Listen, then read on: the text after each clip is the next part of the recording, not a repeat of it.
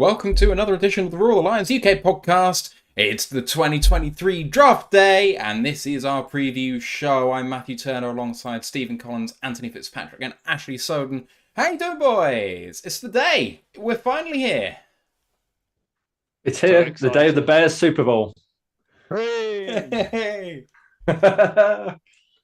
This is the day we've been waiting for, isn't it? We're finally here. Time to watch Aaron Rodgers get upset as the Packers actually draft a first-round wide receiver. Yeah, indeed. I probably should start recording, shouldn't I? Let's do this again. 3, 2, 1. That's why I got really Recording confused. in progress. Recording stopped. My bad. Okay. If you just... Yeah, here we go. Recording in progress. Welcome to another edition of the Royal Alliance UK podcast. It's draft day, everybody! Let's go! My name's Matthew Turner alongside Stephen Collins, Anthony Fitzpatrick, and Ashley Soden. How you doing, boys? I'm good, excited. Time to watch the other teams in the division fail while we rise like a phoenix under Brad Holmes. It's been a long wait, isn't it, guys? Yeah, this is the one we've been waiting for. Months and months and months of mock drafts of this and that and the other, and it's just great that the day itself has arrived. It's draft day, or as we call it in Detroit, the Bears Super Bowl.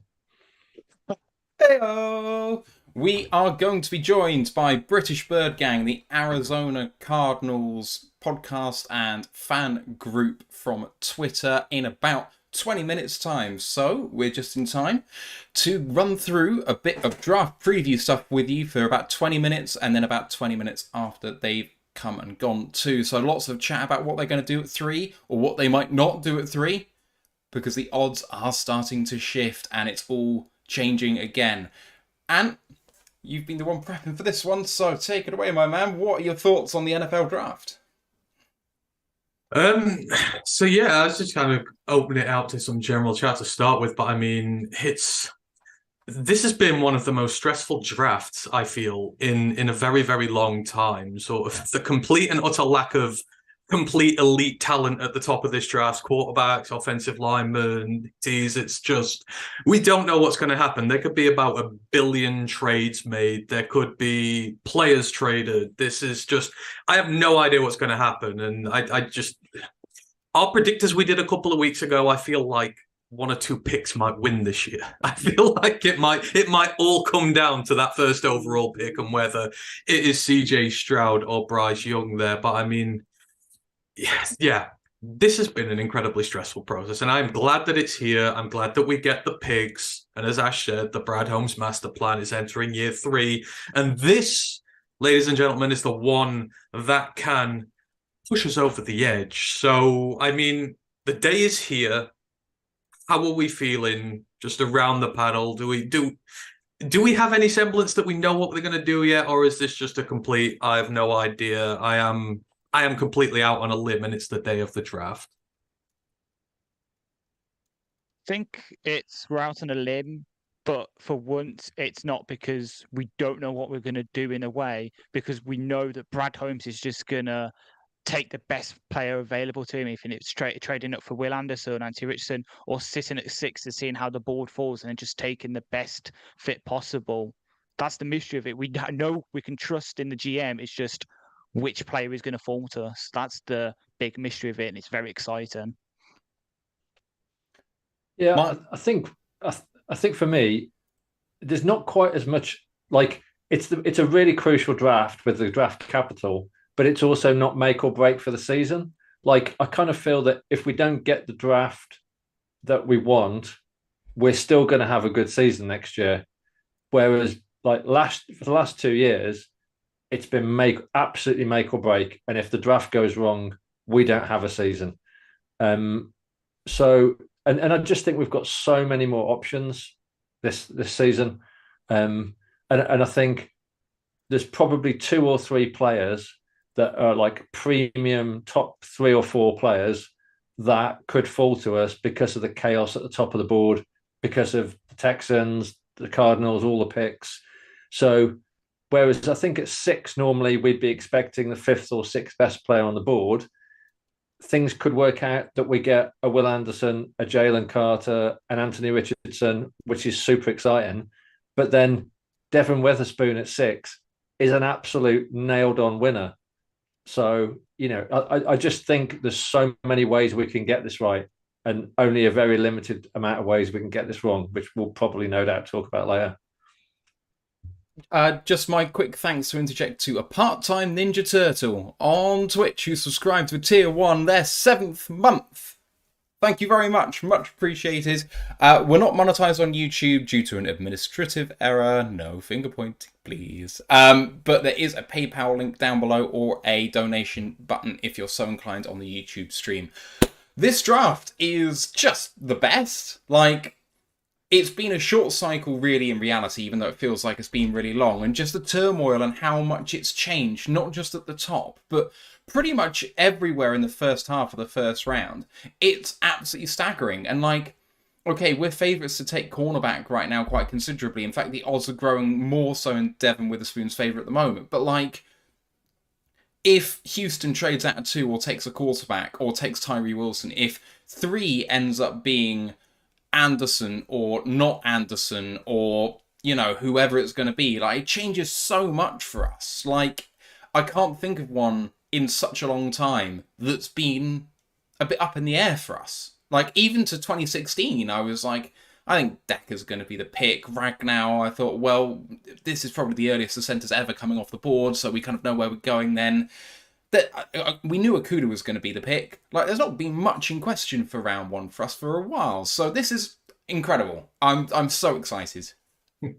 Absolutely. This is a huge day in many ways. And we are going to be doing, as we said, draft all the time. But as we are all happy with the draft coming today, one of you folks out there might be very happy as well. And Megan, who is in the YouTube chat, can testify to this. Because Matt, I do believe you have just set live the next giveaway that we are doing. We did one for 900 subs on YouTube. We reached 1,000 thanks to the 1,000 beautiful souls out there who dedicated your time to pressing that subscribe button. Well, 995 because, of course, we all did it, but, Matt, do you want to quickly just go through the rules, regs for this 1,000 and what you can get again? So all you have to do is enter through the link on the tweet. So if you go to ROTL_UK on Twitter, you'll find our link to our social man page. And all you have to do is follow us on Twitter, subscribe on YouTube, follow us on Twitch. And there was one more on there, but I can't remember what it was. But anyway, there's only 4 different options. They each get you 1 entry, and then one person's pulled randomly using the Social Man platform. So we don't get involved with how that gets picked. It's just a completely random thing which I record to make sure it's nice and impartial. And if you win, you get a choice of prizes. I don't win all of these because we can't do that to Ryan McCluskey. But Ryan McCluskey is an absolute sport. He's a collector of signed memorabilia and other bits and pieces. So some great Detroit merch for you here. The leader in the clubhouse for me is the DeAndre Swift Eclipse replica signed helmet, full size signed helmet. It is badass. It's black with the blue trim. It looks so good. But if you like Reggie Bush, and I mean, who doesn't like Reggie Bush? You've got a signed Reggie Bush jersey as well in there. There's a pair of Pistons retro jerseys or a trio of older Lions jerseys. It's Hanson, Rogers, and Williams. So all of those 4, even the trio and the duo, they are individual prizes in themselves. So you could choose the 3 jerseys or the 1 helmet. It's up to you.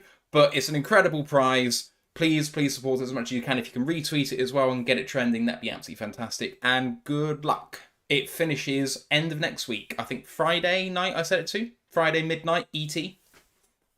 There you go. There you have it. You know what to do. Get yourself involved in that and you will get a great prize out of such. And of course, over the next few days, we are going to be streaming for, what are we doing? The best part of 24, 25 hours. It is going to be a long old one. And if you want to join us, you can join us in all manner of ways. If you want to get involved in the Royal Alliance Discord still, let us know in the chat. Matt will fire you out a link in there. I believe he's in the comments there at the minute. So if you want in, just let us know. And then, obviously, you'll find us on YouTube and Twitch all throughout the weekend. The show's here, the show's all the way throughout the drafts. And if you can't join that, if you're at work or whatever, follow us on Twitter, because I'm going to be doing the Twitter this evening. I'm going to be doing a tweet stream all the way throughout, as I do with the games. So come and interact with us on there. It's going to be good fun. Right. Snap question, guys. The day is here. We're at 6. Who are they picking? I just want to see what the snap judgment is on the day itself. And Steve, you're banned from saying tight ends or kickers. That's my day 2 game. I was expecting a snap answer there. For me, yeah, it's Witherspoon unless something funky happens in the first few picks and something bigger lands in our lap, which for me, I'd only be happy with Will Anderson, Jalen Carter, or Anthony Richardson. And I'm not massively on the Anthony Richardson bandwagon, but I get why it's a pick we'd have to make. But I'd be really happy with Witherspoon. However, I would not be happy with Tyree Wilson. I wouldn't be happy with CJ Stroud. If something goes wrong at the top end of the draft, like I would only consider Anderson, Carter, and Richardson a win. Otherwise, I'd rather have Witherspoon at 6. And I don't want any like overthinking. Let's trade down from 6 and see if we can still get Witherspoon at 10, because that will fuck up. I mean, I'm good with trading down, and if we miss out on Devon Witherspoon, that sucks. But there's so many good corners in this draft. I know he fits like a glove, but you know what? It's kind of more important to me to actually get as many good picks over the next few years as we can. If someone puts on there a reasonable trade that has us getting a first-round pick in future years, you gotta take that seriously. If anyone offers a reasonable trade down in this draft, you want to go down 3 spots and pick up a second-round pick or something, and I have to take Christian Gonzalez instead. Oh no! Okay, let's do it. Like, it all matters about what the deal is on the table, and I can't, for me, judge a deal that happens until it happens. If they pick Devon Witherspoon at 6, that's like the worst-case scenario, and it's really, really good. Like, but everything is up. Everything else that we can do is almost better than that. Do you know what I mean? Like, Witherspoon isn't going before, unless something crazy happens. And if he does go, it might mean Will Anderson is there. In which case, let's go. Or we've traded down to 11, picked a first-round pick, and Tennessee's gone to 6. Or we've taken Anthony Richardson, which for me is just dream world. But, like, everything... Witherspoon's the floor of what we can do, and that's a perfect world to live in. Do you think there's any chance that Witherspoon could be taken by the Seahawks at 5?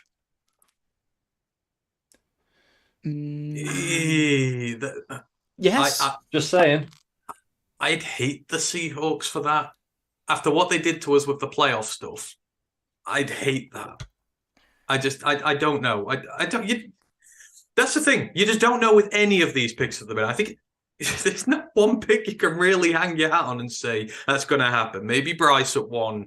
After that, is there a single pick any of you can put your hat on?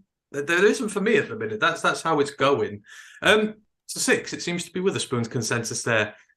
18, snap judgment. What's it going to be? I don't think we're going to be picking at 18. That is an acceptable answer if you wish. But I don't necessarily think we're going to be picking after 18. I think we could just as easily trade up. I can't remember, one of the POD guys asked the question, what's your dream scenario? And my dream scenario is getting like an Anderson or Carter at 6 and then trading back up to take Witherspoon at 11 or 12. I'm going to say that I think if it is Witherspoon at 6 and we stick at 18, it will be Miles Murphy. That is who I think we will pick. Ash didn't like that one. I didn't think he would, but I think it's a realistic pick. Fine, I fire back with something that I know you won't like either, but I'll love. If it's Witherspoon at 6, Give me Kalijah Kancey at 18. Yeah. There we go. There we go. We could have all said that for Ash at that point there, I think. Yeah, had to be. My thanks to a part-time Ninja Turtle who he already subscribed at Tier 1. He's now gifted a Tier 1 sub to Fly Odd Condor. It's our 28th paid subscription on Twitch. Thank you very much to part-time Ninja Turtle and Fly Odd Condor, one of our biggest supporters all the way through as well. So thank you very much. So I have a question for a part-time Ninja Turtle. Which Italian painter do you base yourself on? Because that's what the rest of the Ninja Turtles are named after. So I'm interested as to which Italian artist you base yourself on, if there is one. So that's my question. I'll see if they answer. Can I just report a massive shift in the odds? Go for it. If there's any odds porting, go for it. The number 2 pick is likely to be Will Anderson now. -330 Will Anderson. A massive shift. It was Will Levis as a favourite for a little while with CJ Stroud and Tyree Wilson in that mix, but Will Anderson is now pulling away in those bets. I really thought it would be Tyree Wilson, but it looks like they might be settling on potentially the best prospect there. Breaking news, everyone. The Detroit Lions are trading up to pick 2. I was going to say, it makes sense, though, because there's some stuff coming out with an ankle injury for Tyree Wilson, I think it is. But we've known about that before. Like, that's no information. Hasn't he got a screw in his foot? Yeah. So I suppose the Texans, there's some reports out they've torn between and they've just decided to go with the safer pick in terms of medical stuff. It's like at the start of the draft day when the Seahawks... At the start of draft day, the film, when the Seahawks guy's like, oh yeah, what should we do with the number 1 pick? It's like, you've waited till draft day and you've not discussed what you're going to do with the number 1 overall pick. With Tyree Wilson, it's are you only discussing today with Tyree Wilson the injury we have all known about all off-season? You mean the ultra-realistic film draft day that everyone should watch to find a realistic way of how a draft room works in the NFL? I think it's the best, worst film ever made. Well, one of the best, worst films ever made, and I will stick my hat on that. Agreed. Still never seen it. Yeah, I've still never seen it either. I've never seen it. Oh, God. Right, that's it. We need to... You know who else hasn't seen it? Jeff Risdon hasn't seen it. When we're in Detroit next year in our Airbnb and we're all getting ready to go out for the draft night before, that goes on the night before we go out. That is now settled there. One other thing I wanted to quickly talk about before Tom comes in, we had the betting show on yesterday when we were talking about trades and all this stuff like that, but one thing we've not discussed is, do we reckon that any players are going to get traded this evening for first round picks? It happened with AJ Brown last year. We did one there. Do we reckon there's going to be any player trades for picks which just completely screw up all our mocks? Because there are quite a few guys on the block out there who could potentially fetch a first rounder.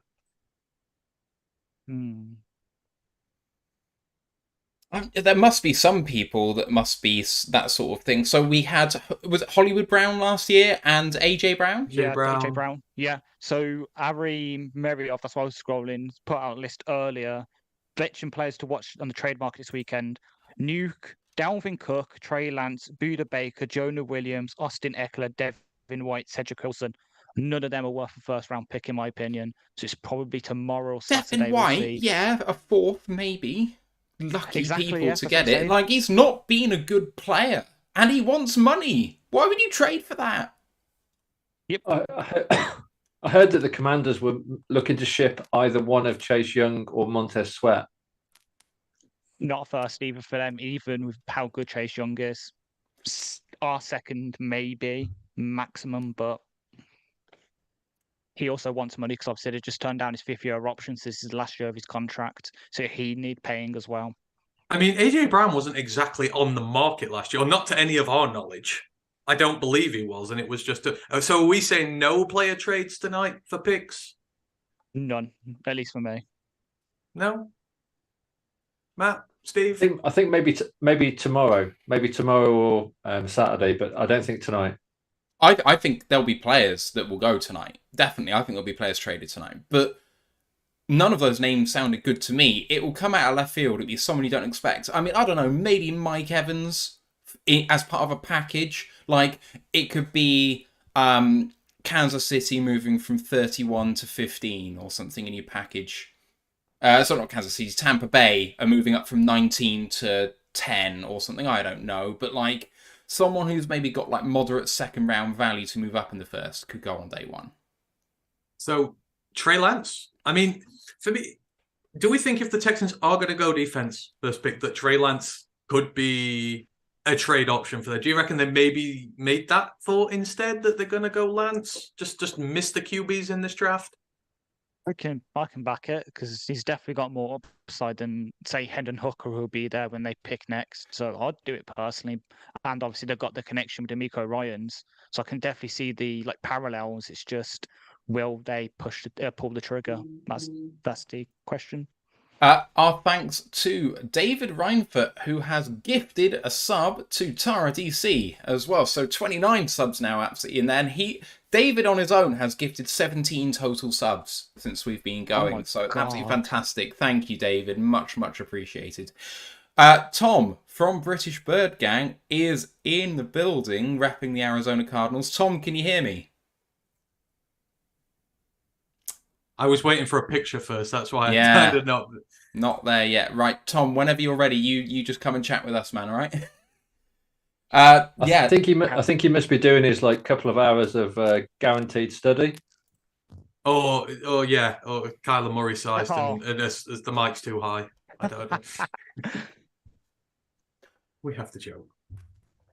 Yeah, right. So I'm just having a look at the rest of the betting to see whether anything's moved. Bryce Young has moved even further in front at first overall pick. It's down minus 5,000, which, if I've got my odds right, is about 98%. Makes sense. In inverse odds.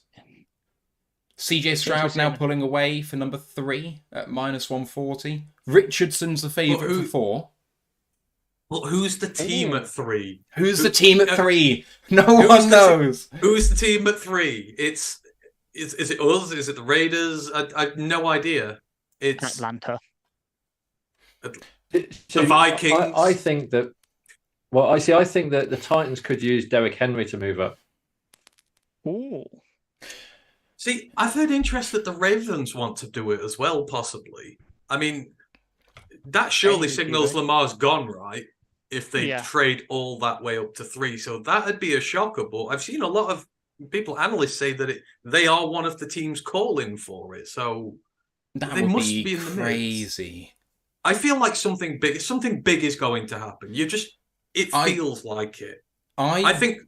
Yeah. Well, the only thing is, because Levis and Richardson are basically evens at 4, that speaks to me that Indy aren't the team. So I'm having a look at the players that I expect to be favourites that maybe shouldn't be at different positions. Bijan's still the favourite at 8 for Atlanta. That's kind of been done for a while. Christian Gonzalez at 7 to the Raiders. That's kind of been mocked for a while. Darnell Wright to the Bears. That's kind of been done for a while. And at 10, it's Skoronski, which makes a little bit of sense for the Eagles, maybe. But I don't know. If it's going to be a quarterback, I think it is going to be someone like Tennessee. But it should be Indy. Indy absolutely should just move up 1 spot, and then Arizona can look to trade out of 4 again. But Indy should want to get their guy. If they don't move up from 4 to 3, it's crazy. I think we've got Tom hanging on now because his sound actually works, but I don't know if. No, maybe not. So no, I was supposed to say this is the crazy thing. Sorry, Steve, go on.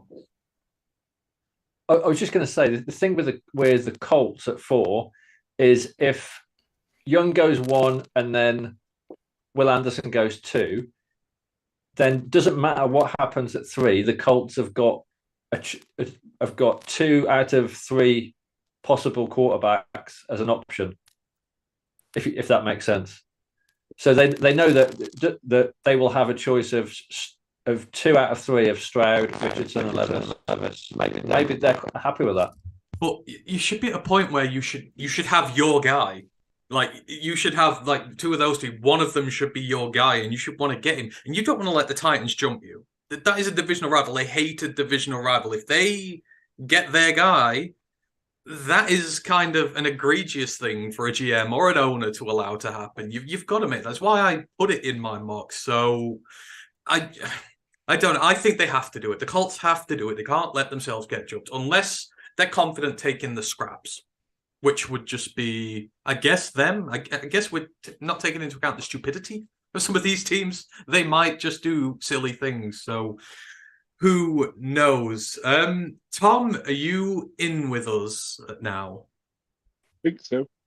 There we go. Yes. And with that, ladies and gentlemen, we have our very first guest of the Roar of the Lions UK Draft Extraordinaire 2023. We are talking with representation from the Arizona Cardinals. This is Tom from British Birdgang. Tom, how are you doing? Yeah, not too bad, not too bad. Looking forward to the draft as always, because it seems crazier than usual this year. And your team are playing a very pivotal part in that process this year, probably the most sought after pick at this moment in time. But before we start with the draft stuff this year, let's rewind it 12 months, because I think that'll probably be when we last spoke before the 2022 draft. And just quickly go back through what the Cardinals did then. They had 8 picks overall back in 2022. So you had Trey McBride, the tight end, Cameron Thomas and Mai Sanders, the defensive ends, Keontae Ingram, the running back, Lessiter Smith and Marquise Hayes, the offensive lineman, Christian Matthew, the quarterback, Jesse Luketa, the linebacker from Penn State. Tom, after 12 months, after your first year of seeing the 2022 draft class for the Cardinals, how do you feel about them, and how do you feel about that draft? I mean, it was a tough year just throughout for the Cardinals, really, and the rookies didn't really get that much time to shine, really. I mean, later in the season, we saw a lot more from Trey McBride.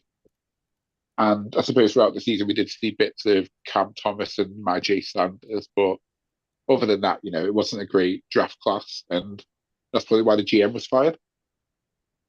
Yeah, absolutely. In terms of the new GM, and that was that a pick you wanted in terms of the new guys you've got in, where you like sort of fully behind this new regime, or were there other guys you preferred for it?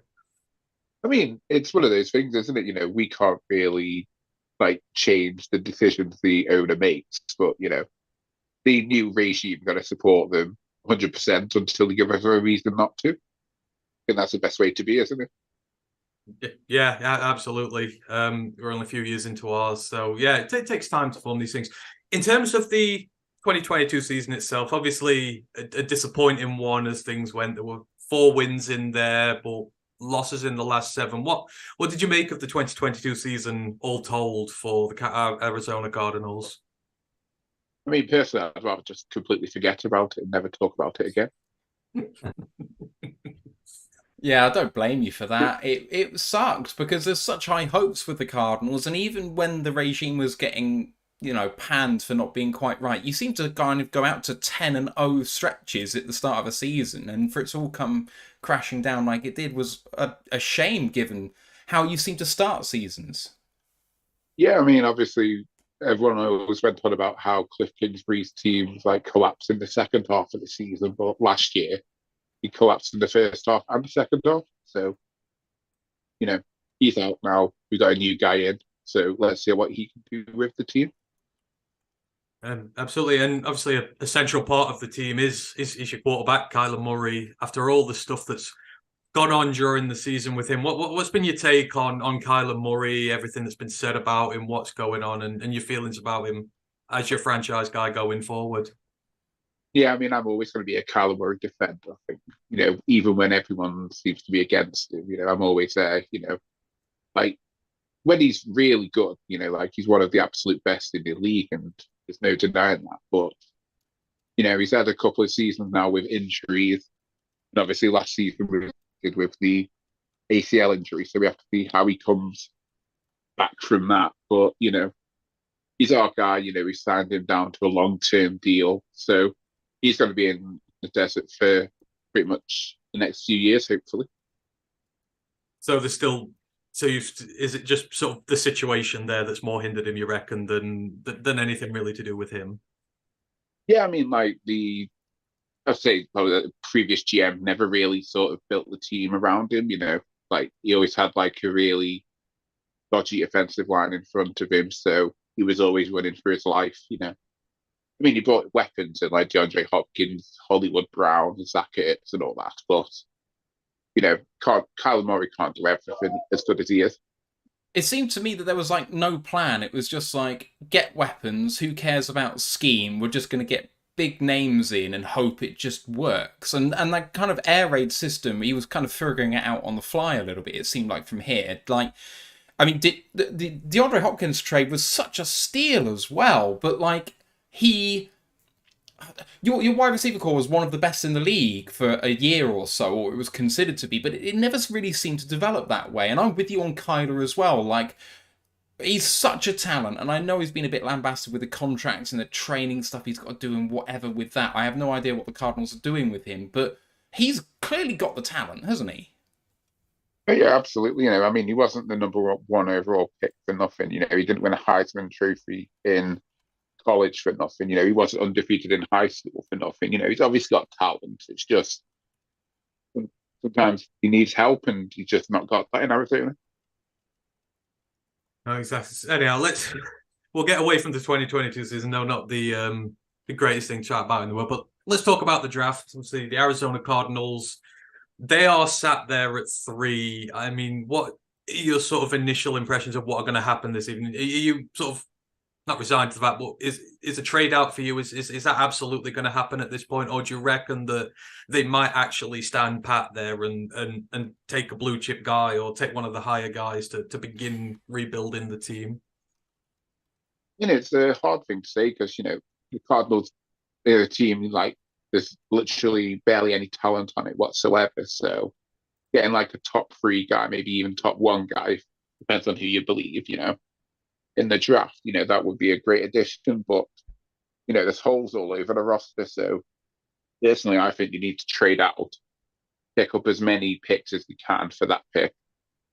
Then, obviously spend picks on guys who will contribute to the team, but then also like get picks in the future that he can just continue this rebuild. Because, the Cardinals, like, there's holes all over the roster. Like I say, we've really got any position outside of quarterback and maybe inside linebacker where, we don't need help, all over the place. Offensive line is a mess. Defensive line, there's no one on it. The cornerback room's shocking. And the safety room, we've got Buda Baker wanting to trade out. So it's just a mess, really. We just need someone to sort it out. And hopefully that's what the new regime can do starting tonight. Yeah, and we more than anyone can sort of hang our hat on that one. We've had to do this the hard way through the draft, and it has taken time, but it will pay dividends as the years go by. I saw the tweet you put out earlier, and you were talking about if you listen to the Cardinals fan base, you could see them picking as many as 3 times in the first round tonight. Obviously, if Buda Baker gets traded, you get a pick for him. You said there might be a possibility they might trade back up into the first round. Just for your own view, how many times do you reckon they might pick in the first this evening? Do you reckon that trading up into the first again is something they might do? How many picks do you reckon you'll have tonight? I mean, it depends who wants to come up for their number 3 pick, doesn't it? Because, I mean, I'd happily see Philadelphia give us like 10 and 30 for it. So then we have 2 first-round picks tonight, but obviously, I don't think I'll stay up to like 4 a.m. to see who we pick at 30 if that can wait till the morning. Yeah, it's almost better to go to sleep and wake up for it, isn't it? So, okay then. So at 3, if they do end up staying there, who would you really want to go after? Because I mean, there's been chatter that they might go offensive line. Would you rather they did do that, they get in a new tackle to protect Kyler Murray, or would you rather go the defensive route that a lot of people think they might? I mean, it's a toss up, really. It's either going to be Will Anderson or Tyree Wilson, or possibly they could go with Kyler Murray's alleged selection, which would be Paris Johnson Jr. So, I mean, Kyler Murray has had like his sort of say the past couple of years, but they've just ignored him. Like, I think the year we got Isaiah Simmons, he was like saying we should draft Tristan Wirfs, or was it CD Lamb, one of the two? But Was. Yeah, so it's one of those things. Like, Kyler Murray would obviously like having better protection, but where would Paris Johnson start in his first year? Because obviously we've got DJ Humphries at left tackle, got Kelvin Beachum at right tackle. So, would we put Johnson in a like guard? Would he fit there? I don't know. Don't really know much about the guy, to be honest. Other than, He, he's like one I of the think top-rated tackles. he did start at guard the past couple of seasons. Only played one season left tackle for our state, so he can fit in at guard. So it is possible you do that, and then when Humphreys goes, just swing him into left tackle, and there's your franchise left tackle for the next 3 to foreseeable future. Yeah, I mean, that would be good because, the Cardinals' offensive line, like I say, is shocking. So, I mean, if we do spend the third overall pick, I wouldn't be surprised to see them spend like 2 more picks on the draft in the offensive line and possibly the defensive line as well. Because they're like 2 key areas really where you just need something because there's nothing there really. Are there any other areas that you'd really like to see them go after as well? In cornerback as well, I suppose that's somewhere we do need the help. Because I think at the moment our starters are Marco Wilson and Antonio Hamilton. So yeah, any sort of help there would be greatly appreciated as well because we missed out on free agents. And again, I don't think we went for free agents position, other than like 1-year deals. And we also lost Byron Murphy to the Vikings. So yeah, I mean, not really a position you could say on the team where I wouldn't be happy seeing us select the guy. Yeah, just to draft a good players. Any questions, guys? Cardinals related. I was just going to ask you. You've kind of got a JJ Watt shaped hole in the defense. How would you feel like if you did make the pick and take Anderson or Tyree Wilson at 3? And it's a position where if need, isn't it? So is a guy who's going to come in and start week 1. So that'd be rare for us really because we don't tend to start the rookies that early. But out of necessity, I think we'd have to. It's because, like you say, we've got no JJ Watt, and we lost Zach Allen, and he was like everyone seemed to think he'd be like the ideal replacement for JJ Watt, but then he signs for Denver, so that's 2 guys really you need to replace. As well as so you Vigil and Mark definitely Skull kind of yeah. Sorry. No, go. But so you definitely think that like in terms of the split between offense and defense, where would you like to kind of see the most draft capital invested in the first 2 or 3 rounds? I think it just really depends how the draft boards fall because I mean we've got the first pick, with first round pick, we've got a second round pick, we've got 2 picks in the third. So I mean if we do trade down from 3, hopefully we can get like at least a couple more day 2 picks to add to that because I know there's quite a bit of talent on like throughout the draft this year. So it's every year, but it's something the Cardinals need, and we really need it this year because otherwise, I don't know, maybe next year we'll be like picking in the same sort of position again. Yeah. So with you getting Gannon as your new head coach, I suppose that means you're changing your defense as well, because didn't you used to run a 3-4 kind of zone-heavy defense, while Gannon in Philly ran more of a 4-3 man-heavy scheme? So how would the draft hopefully impact the sort of transition you're probably going to have to go through like the next year, getting rid of the old players that don't fit the scheme and then bringing in guys who can hopefully play Gannon's more sort of even front man schemes?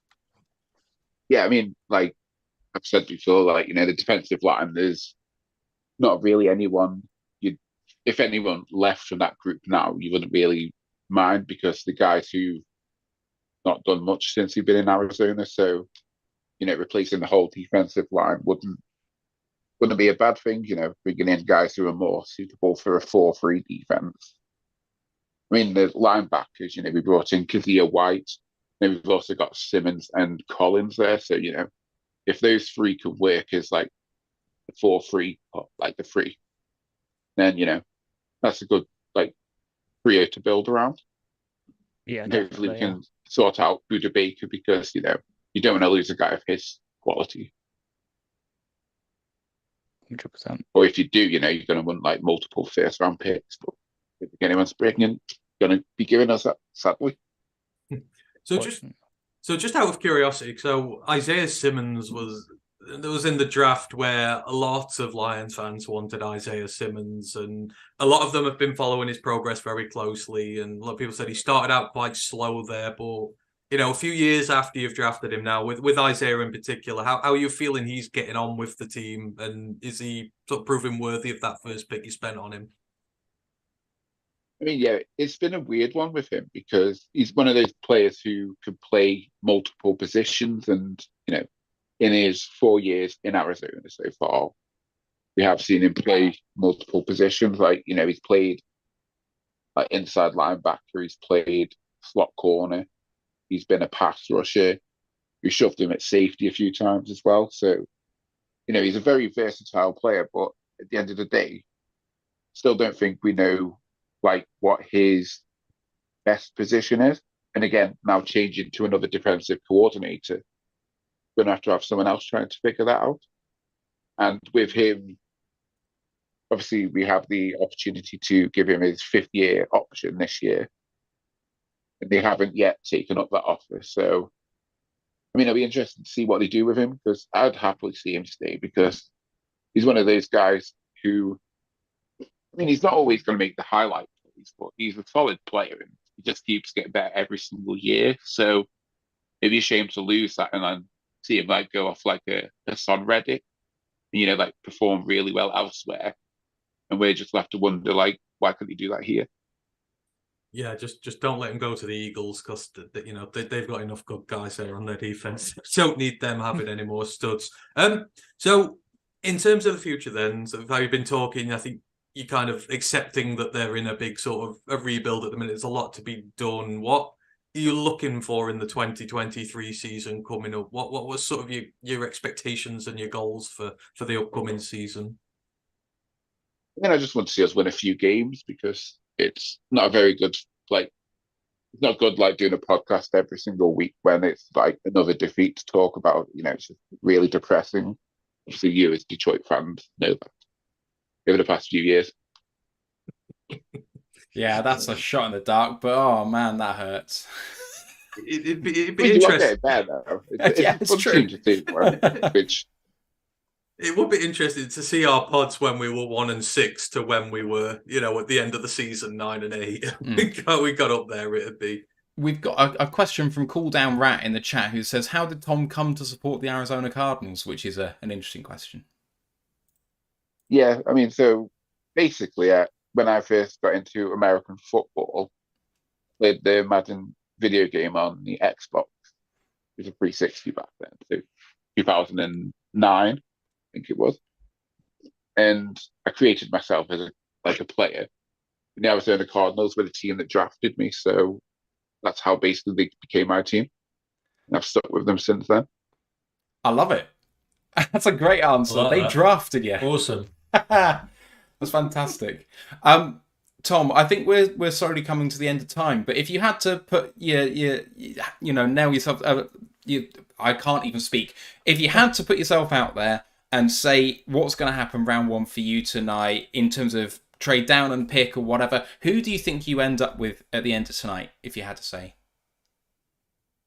I mean, I think probably our best target. Well, the target we should probably go for is Paris Johnson Jr. Whether we get him at 3, I think they'd probably take it if we have no offer to like trade up.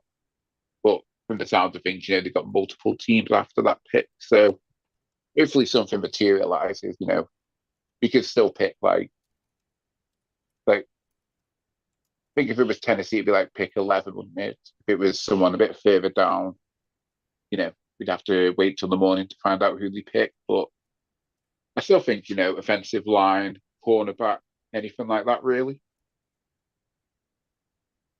All right, and I don't know and how you had this plan to finish, but like in terms No, I'm there. I was just sort of open floor. If anyone has anything they want to finish with, etc., then go for it. I mean, so I was just going to say, Tom, to talk to us about British Birdgang and how it's kind of gone for you as a podcast in the last 12 months since we spoke to you last. Yeah, I mean, it's just it wasn't a great year really to do the podcast because, like I say, every single week seemed to be just misery and wondering, when is our next win going to come? But, we stuck by it. The Cardinals fans over here, we continue to grow. The account's nearly at 6,000 followers now. So, hopefully, it's just, it's a good time to become a Cardinals fan because you can't be accused of being a glory hunter or a bandwagon fan. There's literally no glory. There's no people on the bandwagon, so there's plenty of seats. This sounds eerily like us 3 years ago. It really does. Doesn't The only way is up, Tom. Exactly. I was going to say, hopefully it doesn't take us 3 years to get to where you are now. Who knows? I mean, you've got got the game, isn't it?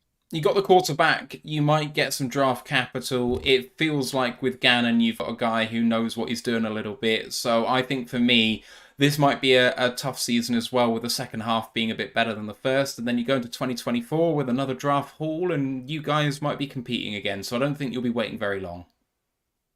Yeah, I mean, also, hopefully next year we have a bit more cap to spend in free agency, and we can just not just get the cheap deals, bring in some actual free agents who will fit the scheme, compete and contribute to hopefully success next year. But yeah, I'm not expecting much this year, but it won't stop me putting a few quid on us to win the Super Bowl, because who knows?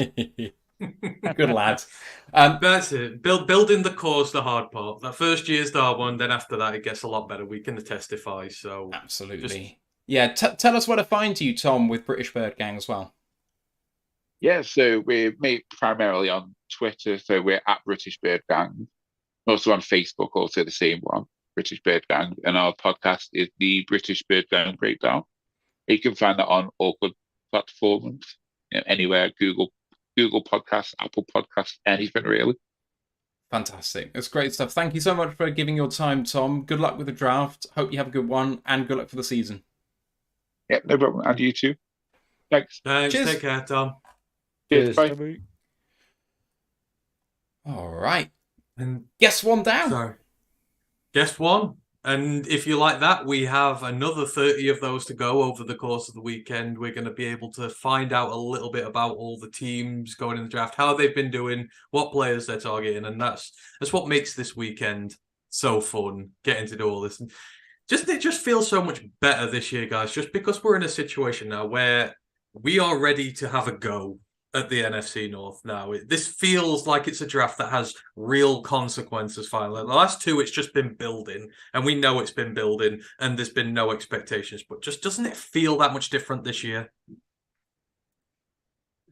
Definitely, there is I think it's just that dread has gone. Like the nightmare scenario catastrophe has gone, because, like I said, it was just so dependent on the draft. And now there's, I mean, we've not really had a free agency for like 3 years. So that's like a massive plus. And that takes the pressure off the draft. And it just means you can sit a bit easier. Just got a comment in from someone called Pride of Detroit.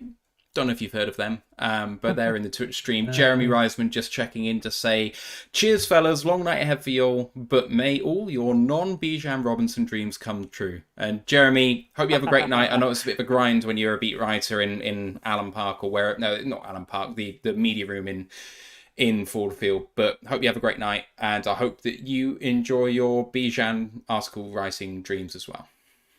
I was about to say, are Pride of Detroit live this evening? I'm assuming they are in some way, shape, or form. They are. It's Chris and Morgan Cannon on the Pride of Detroit stream. I'm presuming that Eric and Jeremy are both actually on location writing articles and stuff. So if the Lions do draft Bijan Robinson, remember to spam Jeremy to absolute hell, just saying, Bijan, he's here. He will love that for us. So we'll always. Sorry, Gash, go on. And remind him to go to one of the designated rooms to rant and rave about it, because if you remember the story that they told this week.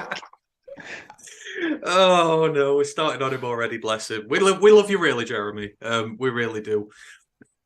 But again, another weird thing.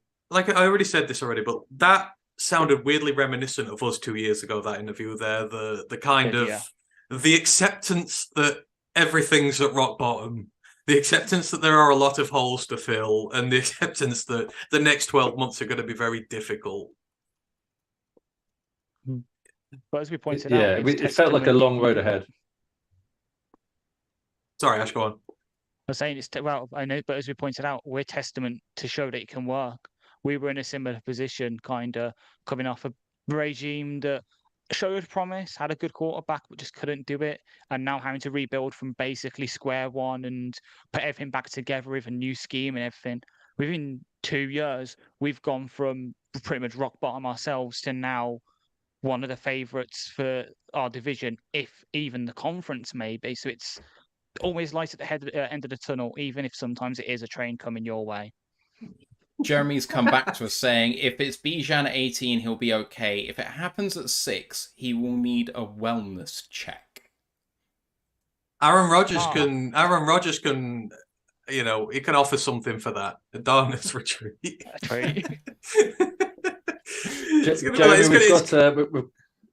We've got branded Raw the Lions gloves that we can perform your wellness check with, if you like. Latex gloves, is that? Oh God! Let's not let. Oh dear, this went off, and this is the great content you're going to get during the draft stream week, folks. Please do keep on with it. Only downhill from here. Absolutely.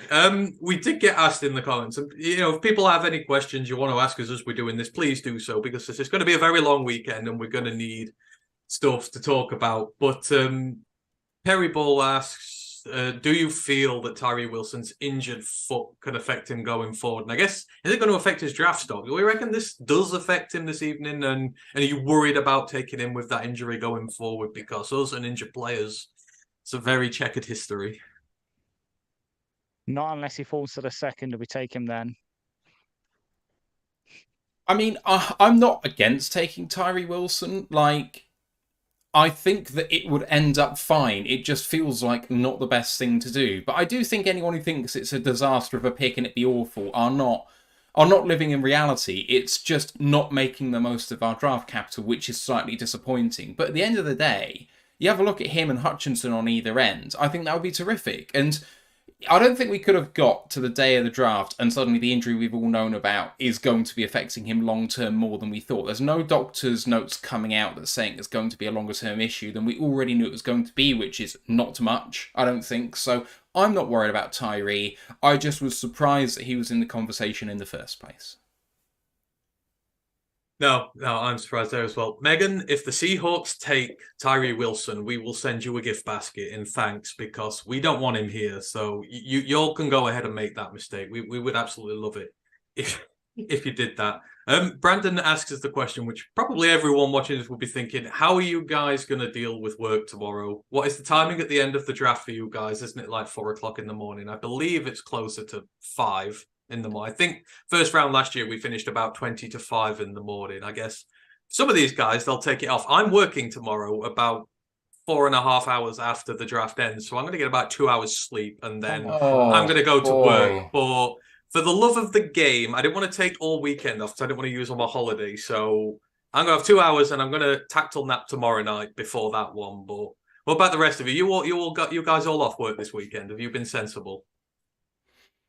Yeah, I got my holiday planner on January the 1st, and I selected a 2-week break, 1 week either side of the draft, as my first holiday of the year. So I've not had any holiday since Christmas. I've been saving it for this because I will need it. Good idea. I mean, I wasn't working the weekend anyway, so it was only tomorrow I had to take off, and I was golden anyway, so. Yeah, sucks to be in the industry I'm in, because you have to take all 3 off, so. I thought I'll do Friday, and then the rest I'll have 2 off. I can manage 1. So in other words, Brandon, it's just a lot of caffeine and a lot of alcohol, and you know, a lot of luck to get there. Really, that's how we're going to get through this. But we've done it. This is our 3rd year now, so we're getting pretty good at this, aren't we? I mean, the first year that we did this was tough, but I think at year 3 now we've kind of got it under wraps, haven't we? Well, you've got your hand up, Steve, so you must want to say something. So I've got a question. I want to go quick fire. Go for it. Right. So then, quick fire. Don't take too long to think about it. I want 20 names. 20? 5. So basically, names. I want from each of you 5 names that you'd be happy to see at 6, 5 names you wouldn't, 5 names that you'd be happy to see at 18, and 5 names that you wouldn't. Oh, okay. So it's a quick fire. You don't need to explain, just the names. Who's going first? I'll go Pride of first, I Detroit have think. just said need answer Oh. dress so we can send him the mushy pea flavour of G Fuel. By the way, which has been cracking up so much. Right. I would Right. down that on stream for you, Jeremy. I would just down that. We Brits, we can deal with our mushy peas, so I'll that'd be cool, wouldn't it? Mushy pea flavored drink. We need to get in on that. Steve, you'll lot drink Iron Brew up there, and I love Iron Brew, but hey, Iron Brew is dank. Iron Brew is dank. Okay. Right. I can go, I reckon. 5 Okay. names. 5 names I want to see at 6. Start with Devon Witherspoon. He's just the guy. Will Anderson, Jalen Carter, Christian Gonzalez, and I had a 5th. Who was my 5th? Are you missing your favourite guy? Yeah. Anthony Richardson. There you Yeah, go. of course. 5 names I don't want to see us pick at 6. I don't want to see Bijan at 6. It is too high. I agree with Jeremy. I know it's a not nice laugh, but I don't want to see that happen.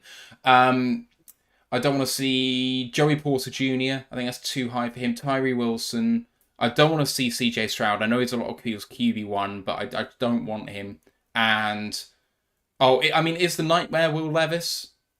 Probably. Yes. So that's at 6 for me, and I'll stop there, and then I'll consider 18 in a minute. So I'll go 6 next. Obviously, Witherspoon, Anderson, Carter, Richardson, but I would take Stroud. I would prefer him to the nightmare that is Will Levis, who is obviously the number 1 name I don't want to see at 6. Wilson as well. Just he's not. I know he's in that next tier, but he's not near the top of that next tier for me to justify it. Who else? Trying to think. Come on, actually, don't think. Peter Skronsky. I know it would make sense to sort of shore up that sort of left guard region with him, but it's just too high for me. And then Tiny arms. No. Yeah, tiny arms. And then I know it's going to be controversial, but not Christian Gonzalez. I know he's got the athleticism, but for me, he's just a better fit in a zone scheme. And unless we completely and utterly change our back end, he's just not going to be a fit with us. And unfortunately, I think he actually might bust with us, to be honest. I mean, so all right, we'll all do 6 first then. So I would have Carter, I would have Anderson, I would have Devon, I would take Richardson there as well. And if Bryce fell, I'd take Bryce. You might have the CJ Stroud effect. I don't know. I'd take Bryce there. Who I wouldn't want to see. I wouldn't want to see Gonzalez either. I just don't think he fits us as well. I would maybe Bijan. I wouldn't take him there, although I might be lying to myself a little bit. Tyree, absolutely don't want to see him there. Levis, don't want to see him there. CJ, I'm not that bothered about either. So that'd be my ones at 6. You want to take 18, Matt? You did first on. Or 6? Steve to take 6. Oh, Steve take 6. So at 6, I'd be happy with Anderson, Richardson, Carter, Witherspoon, and I would take Gonzalez. I think we could make Gonzalez work. I wouldn't want to see CJ Stroud. I wouldn't want to see Levis. I don't want to see Tyree Wilson. I don't want to see any offensive tackle. And I don't want to see Bijan at 6. If we go around the room for 18, I've got one question then to address from someone, and then I think because of how long we're going to be streaming this weekend, I might be a bit more strict on time, boys, if that's going to be okay, and call it a night there, and then we'll be back for day 1 proper in just a minute. The 5 names I wouldn't mind, I would like at 18, I will say, I don't think he'll be there, but Joey Porter Jr., I think that is a really nice landing spot for him, but if he goes a pick earlier, I would not be surprised. I would like to see Brian Branch. There's not many people at 18. I want Bijan, but he won't be there. I will take any of the top offensive linemen at 18, but that does not, for me, include Osiris Torrance or Darnell Wright. I don't want them at 18. I don't think they're quite good enough to go at 18 or have the quality right now. So I'm talking Paris Johnson, Pete Skronsky, basically. Either of those two. I'm putting them in 1. And I will also go for don't want to say Brizzy, but I'm kind of tempted to because I've warmed up to him eventually in this process. You have free will. You have free will. If you don't want to say it, you don't have to say No, it. I'm gonna say Miles Murphy. I'm going to say Miles Murphy. I know that there's been his detractors in this process, but the guy was a top 5 pick for the majority of this draft cycle, and then in the last 6 weeks has really just kind of tanked, and he hasn't played a down more. And as far as I'm aware, he hasn't had bad interviews. The guy is a bit hot and cold, but when he's on it, he's exceptional. He's a high floor guy. Maybe the ceiling isn't quite there, but I think he could be a game wrecker, especially in our schemes. I think Murphy is an underrated talent, especially given the fact that we might need to take an edge. So those are the 5 guys I'd like to see. People I don't want to see: Lucas Van Ness, any wide receiver apart from JSN. I don't want to see who's the other called? Hendon Hooker. I don't want to see Cam Smith. I don't want to see any tight end at 18. 5 I do want to see Branch, obviously. Kaija Cansey, I know people hate it, but he fits such a need for us. Trying to think. Any wide JSN if he falls. I've kind of warmed up to him a bit watching him this past week. Trying to think. I hate to say it, but if we don't take a corner at 6, Deontay Banks or Joey Porter, group them together because they're probably the last of that next tier of corner after Witherspoon and Gonzalez. And then I know you just said you didn't like it, Matt, but one of the offensive linemen, including Darnell Wright and Osiris Torrance, because as we know, we need to shore up that for the sort of tiering to work, and I think they can be good fits in our scheme. And then don't want to see tight ends, any wide receiver who's not JSN, Hendon Hooker, I don't want to say Breezy. Lucas Van Ness, obviously, and then Addy, because just to bring his name up, because I know there is some places that do have him at 18. Oh, right. So for me, 18, Brian Branch is the top guy there. I'd absolutely have him in a heartbeat. If Porter slips past Pittsburgh, I'd have him in a heartbeat if Devin wasn't gone at 6, even though I might double dip. I might just. I would take Osiris Torrance there. I know some people don't, but I think he's a perfect scheme fit for us. He's exactly what we need at right guard, so I would be willing to do it. I did put edge in here. I didn't put one guy, but I kind of put Nolan Smith and Keon White in here. I know that might elicit some responses, but I am a big Keon White fan, and I think I could deal with him at 18. And I really like Nolan Smith as well. So if one of those is there, I'll take them because I think they could both go higher. And then Ash, just take your headphones off for me, will you? I don't want you to have to. I don't want you to have to hear this. I would take Dalton Kincaid there. I heard that. I would. People I don't want there. The first name on that list I absolutely do not want there is Mazzy Smith. I want nothing to do with him in the first round at 18. And I will be furious if we do. I don't want to see Emmanuel Forbes there. I don't want to see Hendon Hooker there. I don't want to see a wide receiver there either. So, I mean, they're the ones that I am absolutely vehemently opposed to. And if somehow Adebare gets up that far as well, then absolutely not.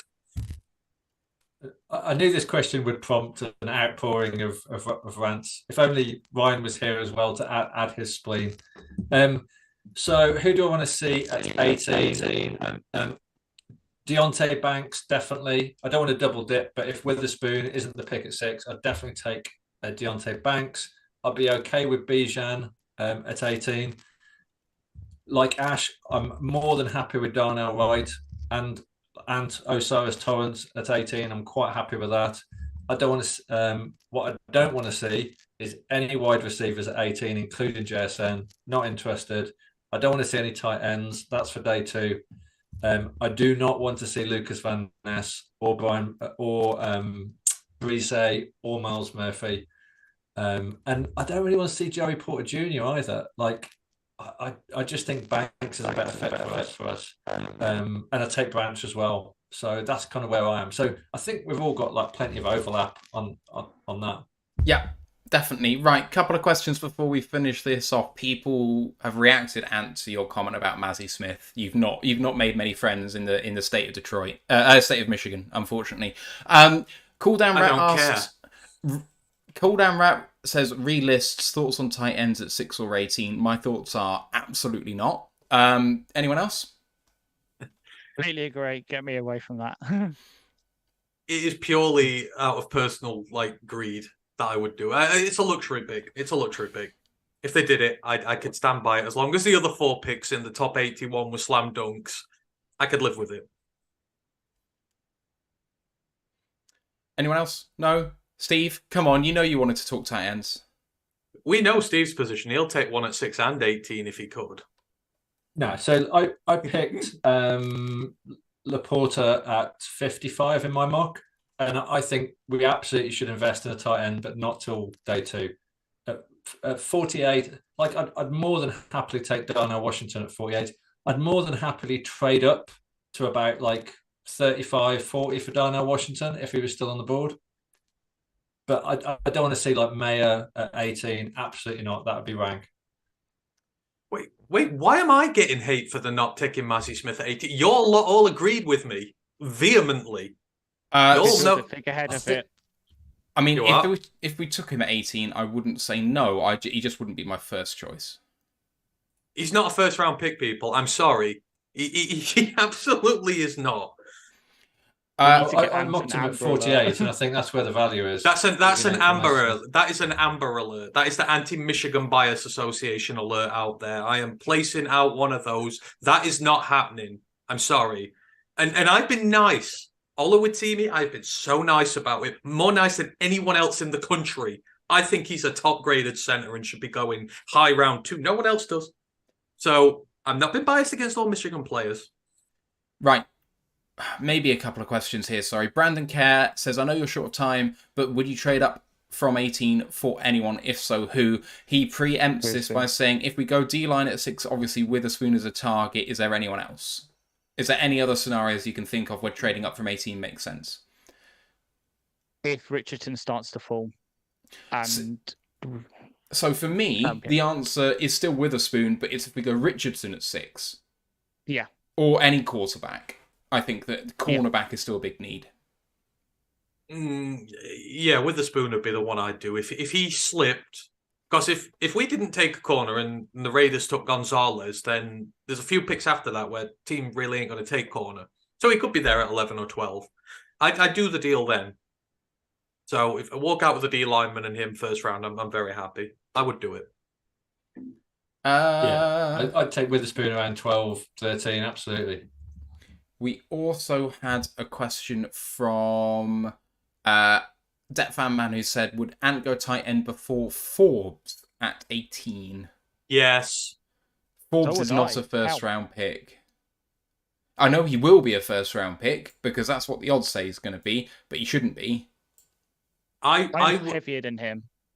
That says it all. I'm heavier than Emmanuel Forbes, and I am a bloody twig.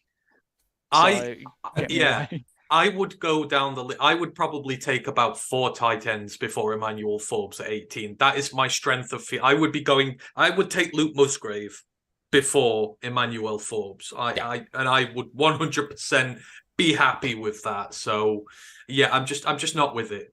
Our division, we need. Is it just the weight? Because surely he can put on 15 pounds. No, I mean this has always been as. Sorry, go on, Ash. The only reason he's so highly rated is because he's the NCAA record leader for pick sixes. He has a good knack for turning picks into that. But the man has legs it's the weight, but it's because it's all his weight's in the upper body as well, and in corner to really hold up and get your power on that. You need it in the legs, and his legs literally look like twiglets. So one hit from a running back on that, and you could lose him to a lower leg injury for half the season. It's just. And it's a complete scheme fit thing as well. While he can fit here because we play a lot of man, he's not going to fit half the teams in the league because he doesn't do so well in zone.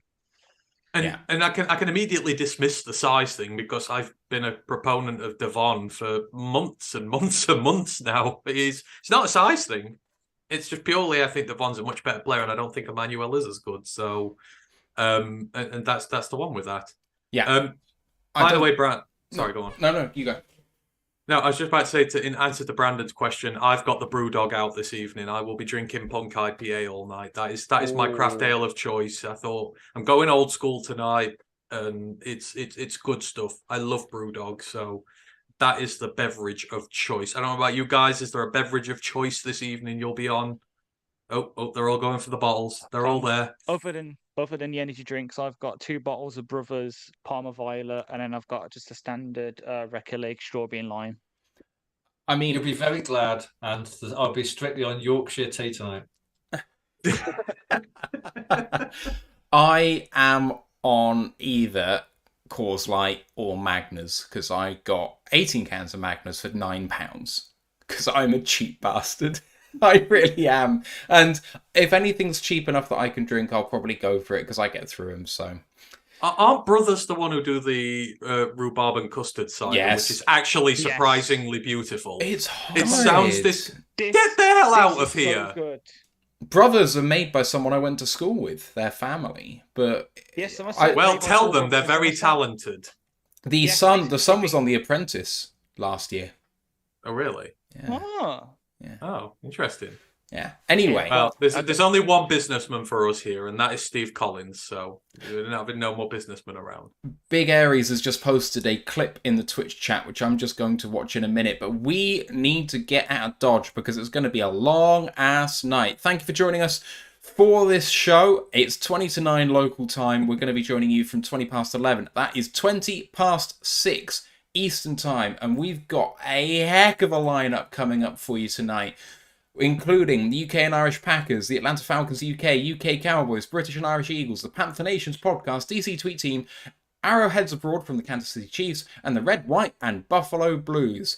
They've got some time, and of course we'll be going through all the picks as they happen with the fancy graphics and all the good stuff too. So if you're not live, if you're listening on the audio show just before the draft, do come and join us live because it's going to be a great night. Boys, thank you for joining me, and thanks for prepping the show and taking us through the interview. Appreciate that very, very much.